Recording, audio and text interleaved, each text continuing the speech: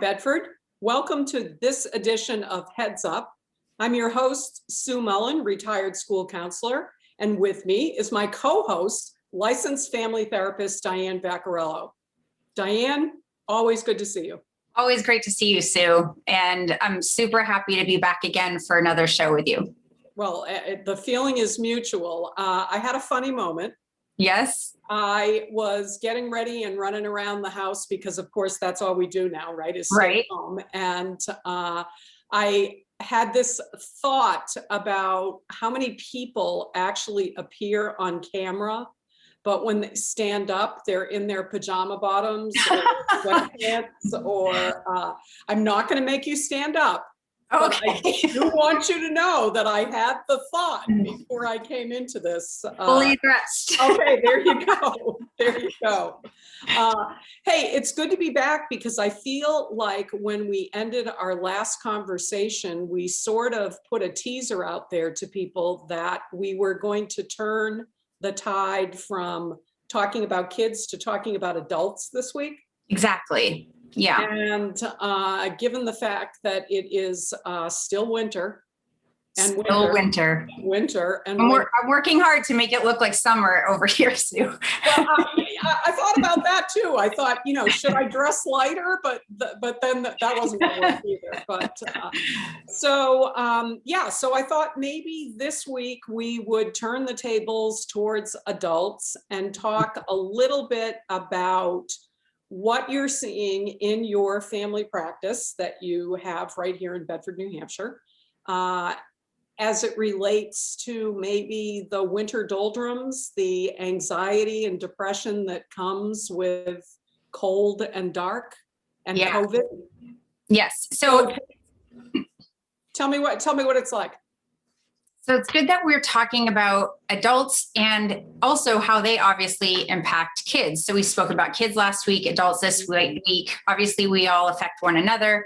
So in terms of anxiety and depression, we talked in the first show about how there's been COVID related impact to anxiety increases as it first came up.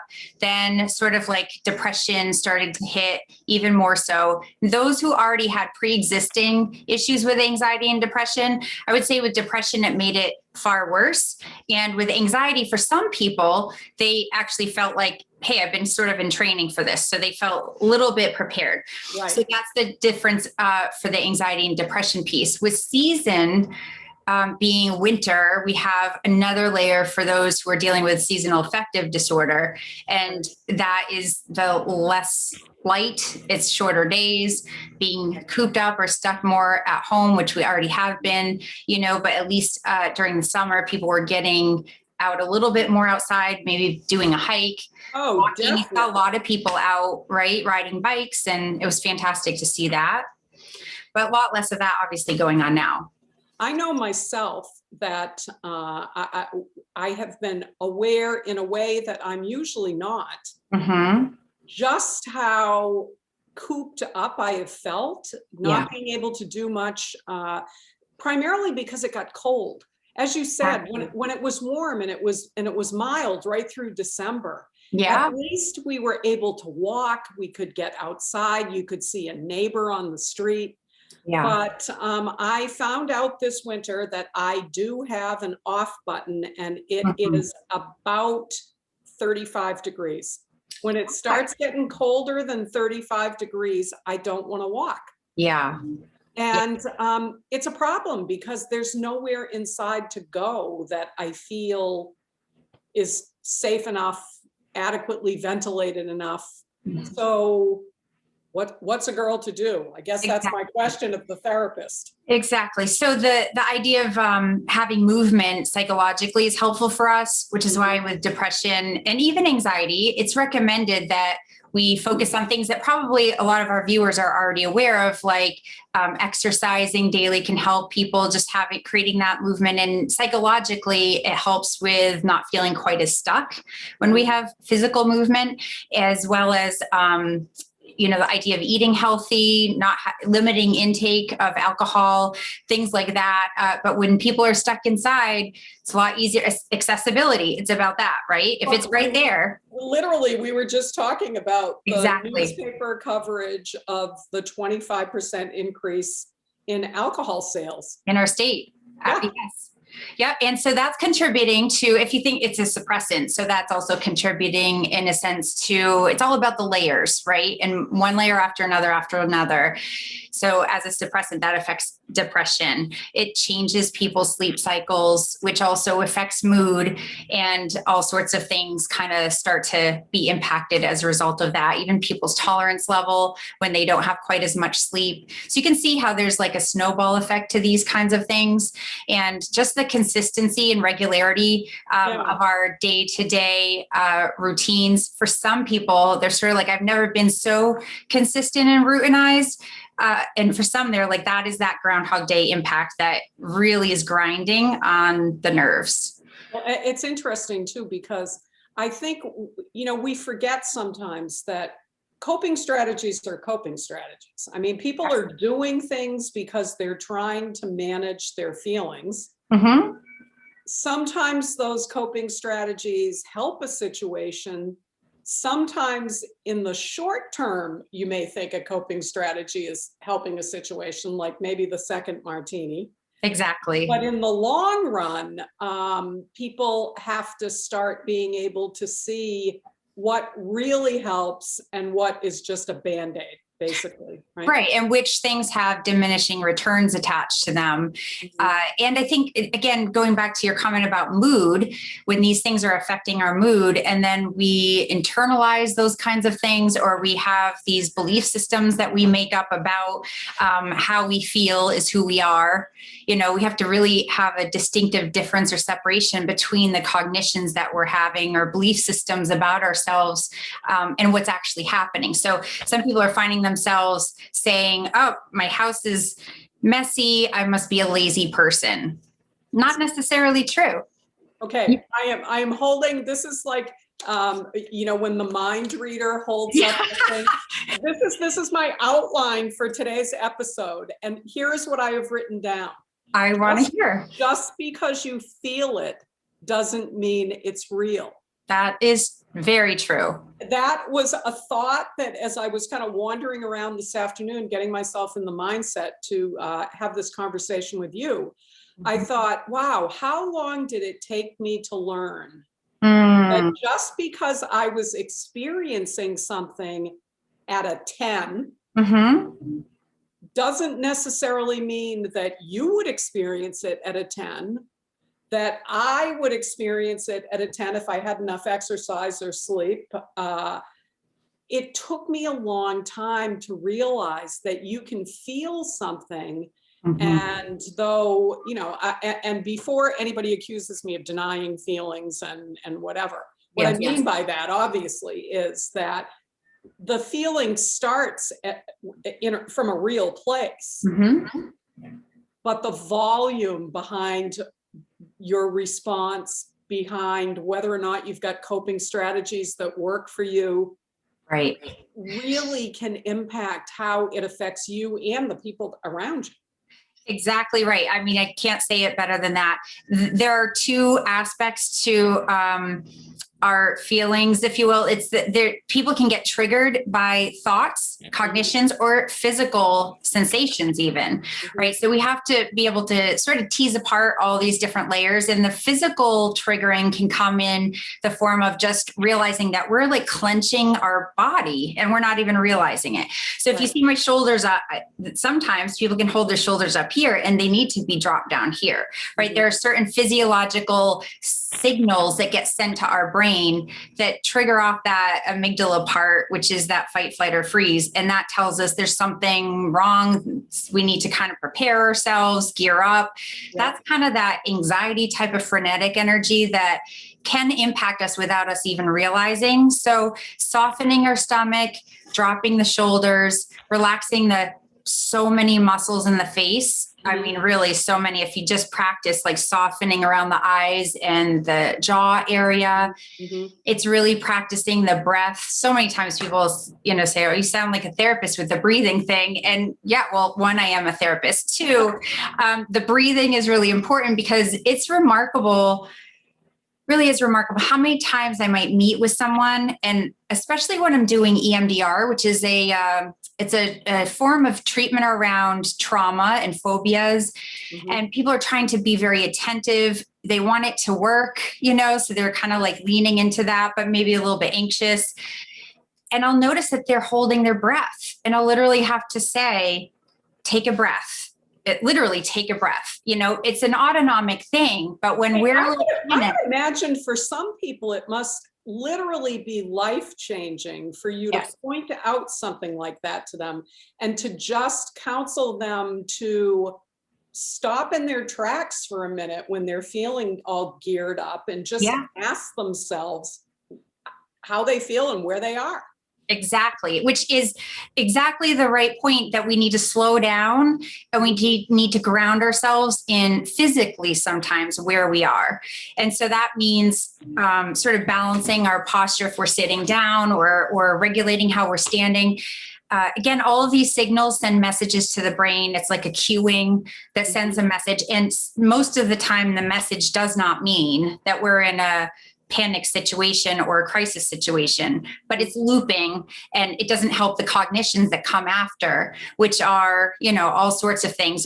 We are with ourselves all day long, especially during quarantine, especially during this COVID times. And 90% of the conversation on a pre-COVID time is with ourselves. So since COVID, it's probably, I'm just guessing, like 99%. 99%, right? Because some people aren't even interacting, they have very limited interactions with other humans.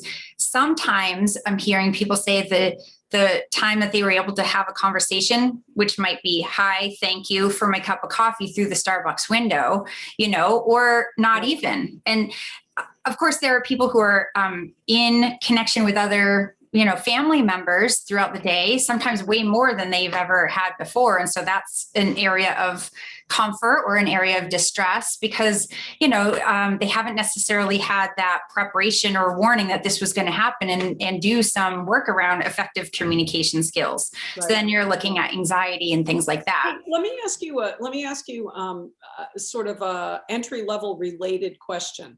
How many people do you think actually know when they're anxious or depressed?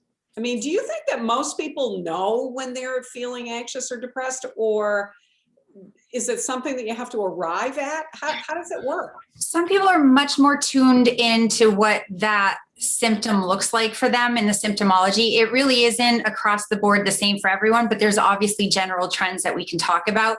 I think the more aware somebody is acutely, the more they can address obviously those pieces physiologically and cognitively. And so there are fewer people than not when they first are sort of like, they'll say, I think I might have anxiety, or I was told I should come in here and talk to you, but I'm not really sure what I have. And some people are like, I full on know I've been sort of anxious for decades and I'm ready to do something with that. Yeah. So it varies. I think fewer people are aware. And with depression, it's interesting because you can kind of get sucked into this almost like a void of it. You're not even realizing what you don't realize until you're out of it. I had one person say, after sort of like really making some headway with it, she's like, I can't believe this is how people were seeing the world. And that's not the lens I was looking through whatsoever. And it's so different. And so I do want to say that with talking about depression and anxiety with kids or adults, but with adults, we have to also be really considerate and reasonable when we're talking about the idea that sometimes you'll see like magazines talk about, again, all these eating well, sleeping well, saying do X, Y, and Z, and basically you should be feeling better. Yeah. But that's not exactly, these things can help us absolutely and do help. We also have to keep in mind there can be a biological or physiological component. Serotonin levels in the brain can be really low with someone who has depression, and can be, if they're really, really high, can lead to sort of like some up sort of behaviors. And so at a biological level, we have to also be aware that we can't gaslight ourselves or other people into thinking, well, you're just not, because they'll try certain things and then not even feel like they're successful, which just feeds that conversation with themselves that they're not even good at anything. They're not even good at that. Right. And the judgment piece is huge, right? You're going to hear me. I'm telling you, we don't actually have a number of episodes that we're doing. So we're probably going to do 12,000 of them between now and, but you'll hear me use the word judgment over and over and over again, because I think it's hugely impactful. It really is. Even when we just talk about the labels of anxiety and depression, my own experience working with, sort of older kids and young adults was almost that anxiety was okay because you could attach stress to anxiety. And sort of say, oh, well, of course you're anxious, you poor thing. Look at the number of stressors that you have on you. But then the flip side of that anxiety, the depressive piece, I heard a lot of people talking about that in terms of being a failure, being having weaknesses, not looking at it as just not having enough in their toolbox of coping strategies, but really that there's a character flaw around the depression. And I think it comes as a huge relief sometimes to realize that there can be a metabolic base to it. Exactly right. That biology is at work here in addition to just whether or not you're, adequately prepared to cope with something. Absolutely right. Which is why it's important for people to go to their doctor, primary care, have blood levels checked, things like that on a, annual or more basis, because there is a connection to that. The judgment piece, you're completely spot on with that. There was a time earlier on where again, I'm constantly trying to figure out how can we reach more people, because the needs of one person at a time, it's just not enough hours in a day. So we were putting together these groups. People would be signing up, like you'd open it up and they'd sign up for an anxiety group. It would be full right away. You post a depression group, and honestly, the image of the two things was not that far off, but the word depression, the word anxiety, crickets, because the stigma is so strong. People did not want to sign up for a group about depression, but for anxiety, there was more permission around that. Wow. Yeah. Wow. So the stigma, and honestly, they're sort of, we've mentioned before, they're like cousins or sisters that, the two can go hand in hand to a degree. So some of the treatment, it's not exactly the same, but, there are definitely aspects of self-care that go into both. And you can, when you're treating some of the, depression symptoms, it can help anxiety and vice versa. So I wanted to mention, there's a couple of things, and I sort of like was one of the things I like about this time with you is that I don't know what questions you're going to ask. I just kind of show up. I love not knowing. It's something that works for me really well, because there was a time in life where I learned that there can be too much preparation. Like you can over prepare sometimes, and I like not knowing because it gives me the chance to actually just use my brain and think and figure out. I know what I know, and I just want to be able to put that out there and not have it be so organized. But one of the things when I knew we were talking about adults with anxiety and depression, I was trying to think of sort of topics that really connect to what things we need to tend to. And I sort of loosely came up with 4 different thoughts about, and they happen to all start with the letter R, which I thought was really interesting. So I'm going to call them the 4 R's. Are you ready? On your mark? Get set, go. So number one, Yep. we have to refuel. It's a really important thing when we're combating depression, especially over COVID times. We have to prepare for like a marathon, not a sprint sort of mindset. Yep. We really do have to recognize that, yes, the idea of vaccines coming in, that's great. You know, hopefully things opening up, but there's anxiety that comes along with that for reentry for people. How is that going to look for both teens and adults? We're in it for the long haul. We're in it for the long haul of life. So we need to really be mindful about the idea of refueling and really relaxing as well into what works for us. Is that one of the R's? So refuel. Okay. No, actually, that should be 5 R's. I stand corrected. We're going to have 5. So it's refueling and relaxing, because I don't know if, we'll get into this too much today. I know we have, some thoughts about other topics, but basically there are people who are introverted and extroverted. You've, I'm sure, heard of that and know about that. Some people think that introverted people are shy, and that extroverted people are social. Those aren't really the continuums that we're talking about. If you think of like your phone battery growing low, the way I think about introversion and extroversion is that when your battery is low, meaning yourself, in order to recharge your battery, you need to do certain things. And for an introverted person, more solo activities or maybe reading a book. I knit. There's lots of different things that people can do. I'm definitely an introverted person, but I'm outgoing. And so you can have an introverted, outgoing person, or you can have an extroverted, shy person. It's very interesting. That comes as a shock to a lot of people. It really does. Most people have no idea that I'm like an introverted, but I'm not an introverted person when my battery's charged. That's my point. Once I charge my battery up, I am very outgoing. I love being around people and doing and being active. Yeah, I think that's part of the introversion extroversion thing, right? So when your battery is low, do you regain your charge by being alone and refueling that way? Or are you the kind of person that recharges better when you're in the company of other people? Exactly. i.e. an extrovert. Right. Exactly. So, if somebody who's extroverted, their battery is low, charging their battery is by hanging out and being in a group and things like that. So obviously COVID also impacts introverted, extroverted factors very differently. Somebody who's used to being around people and having those social activities is what charges their battery. Right. They're struggling in a different way.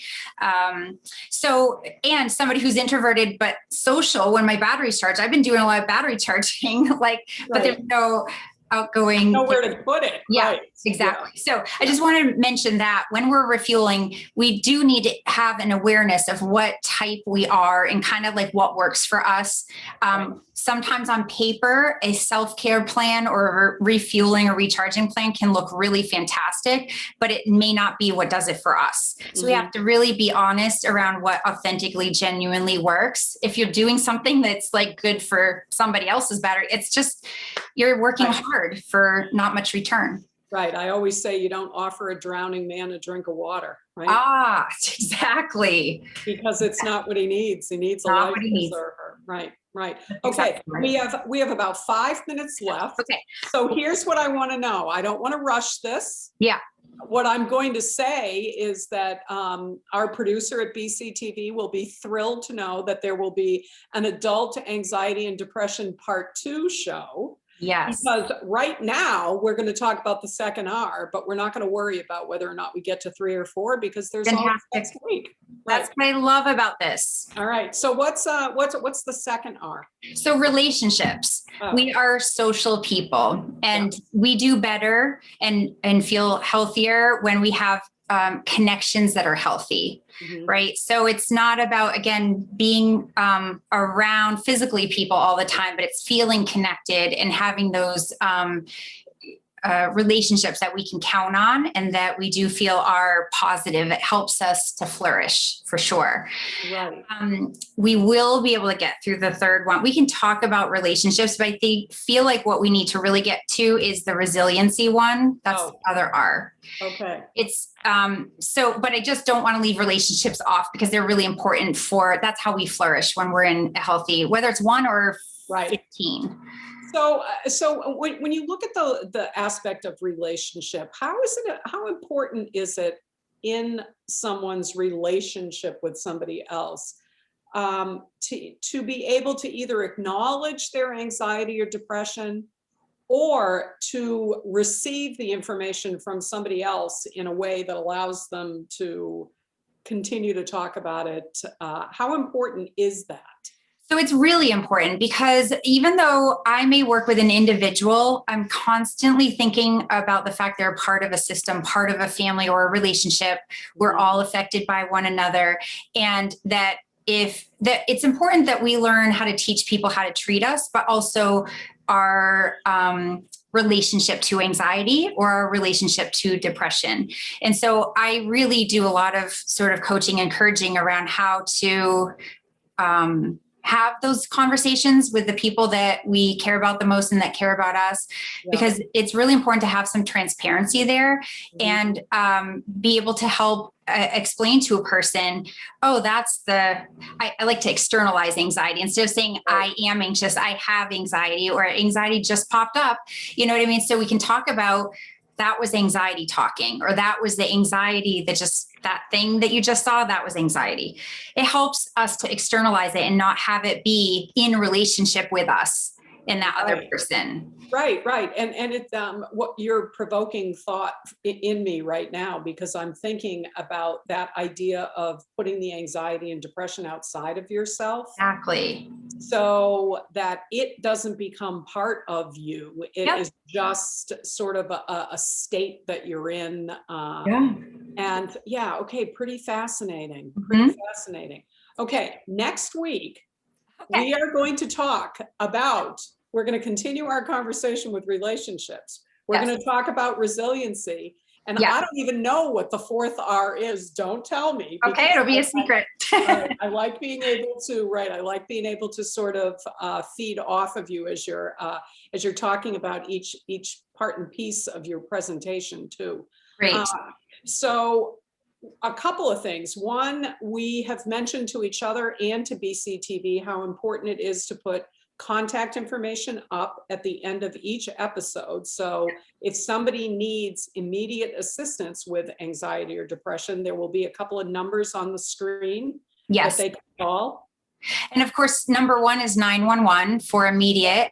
There's a number there for NAMI, which is the National Alliance for Mental Illness. And that in New Hampshire has had just very recently extended their hours, meaning, it starts earlier and ends later. So we're including that number as well, because it is something that we in New Hampshire can access. And I'm not sure how many people are aware of that. So, and I want to remind people that they can email BCTV with any suggestions that they have for topics that they would like us to look at as we move forward, post our own ideas. And I'm kind of excited about that aspect because I'd like to know what people are thinking about. Yeah. Okay, so until next week, we have flown through this half hour again. We have. We'll see you back, same place, same time. And until then, have a great week, Diane. Thanks, Sue. You too. All right, take care. Bye. So if you're feeling low,